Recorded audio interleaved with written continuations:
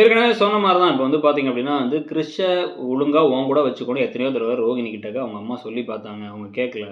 இதுக்கப்புறம் வந்து இந்த நம்ம பொறுத்தது போதும் பொங்கிடுனா, அவங்க ராத்திரியோட ராத்திரியா வந்து பில்ல பே பண்ணிட்டு கிளம்பி போயிட்டாங்க. டிஸ்சார்ஜ் ஆகி தனக்கு தானே கிளம்பி போயிட்டாங்க.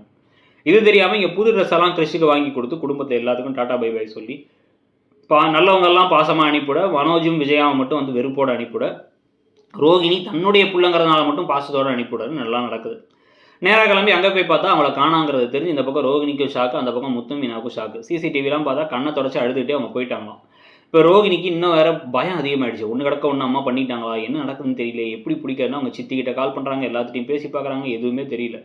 இவங்களும் விசாரிச்சாலும் எதையும் கண்டுபிடிக்க முடியல. இந்த பக்கம் விஜயா வேணும்னே வந்து இவங்க அம்மாக்காரிக்கும் வந்து இவனை வளர்க்க முடியல. அவங்க பாட்டிக்காரியும் வேணாம்னு சொல்லி விட்டுட்டு போயிட்டாங்க. நீங்க தான் இழிச்சவாய்ங்க அப்படின்னு வந்து பேசினதுக்கு அப்புறமா வந்து கரெக்டா இதை வந்து ஃபாரினுக்கு ஓடி போயிட்டா அவங்க அம்மான்னு சொல்லும்போது அந்த பையன் பாவமா முழிக்க, இந்த பக்கம் ரோகிணியை காமிக்கன்னு இன்னைக்கு எபிசோட் முடியுது.